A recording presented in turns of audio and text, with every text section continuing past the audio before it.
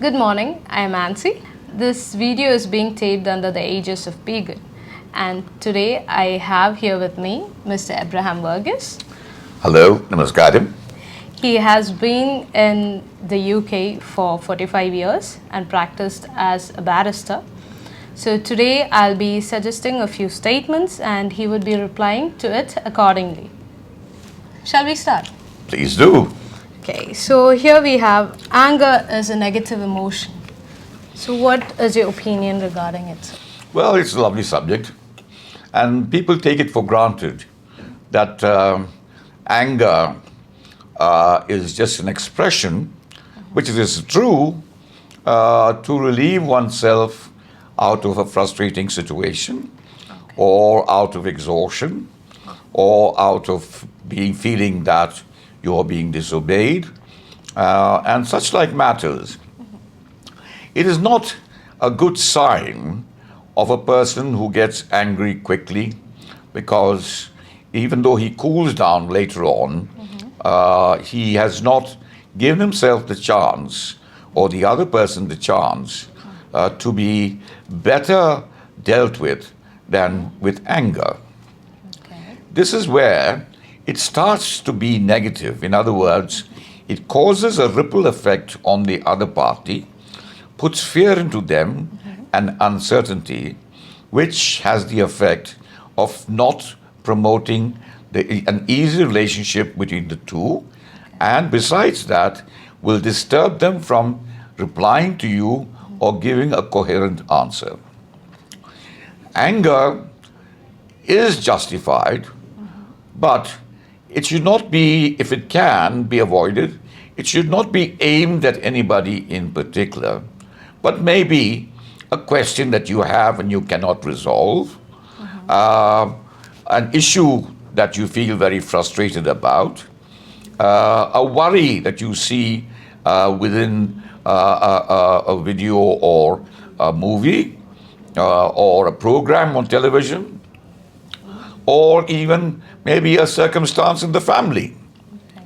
Now, it's perfectly fine to give vent to it by way of anger, but it's always good to have control. The lack of control is where you start opening up the bounds, the limitations of anger, and it can lead to other consequences which you may end up regretting later.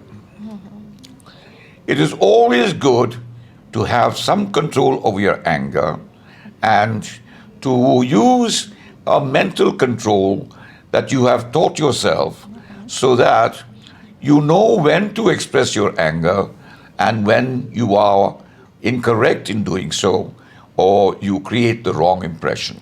When it is negative, as I said earlier, it has different effects on different people. If you get angry with your children, then they get afraid of you and will not come to you with their problems. True. You must be able to make them feel comfortable, so that they are able easily to discuss matters with you, to tell you their problems, to share with you their likes and dislikes, and for you to be a good, helpful, caring parent. Anger in public or anger in offices is often misunderstood. People don't use the time to think, well, there was justification for it, or there was no justification for it. Whatever, they take a view, and that can be very negative upon you. This may also be a case of not understanding you, and misunderstandings lead to different consequences. So what about when in a work setup and the subordinates doesn't do their work at time and the boss had no other way than to get angry? Well, yes. You see, there are numerous ways of getting control over a situation. The easiest way to lose control is by getting angry. It means then that you've reached the end of your capacity, and therefore you express yourself in anger.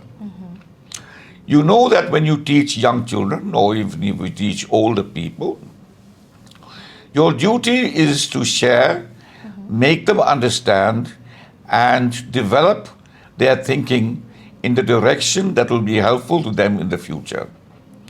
If you get angry with them, don't think that the only person who gets affected is the child or the person or the individual to whom you direct your anger.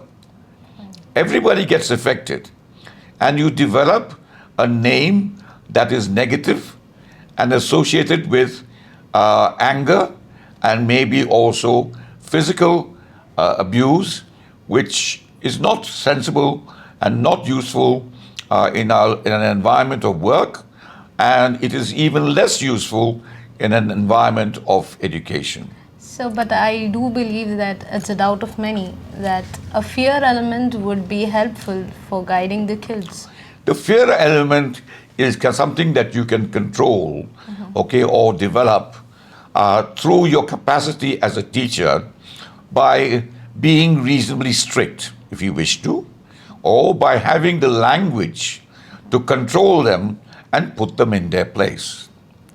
That way, it passes off as something mild, but it is understood by everybody that it is actually a form of control, and the teacher then has control of the situation. I hope you understood everything throughout the session. If you have any suggestion, please mention it in the comment box. And that's it for today. Have a great day. Thank you. Thank you. Namaskaram.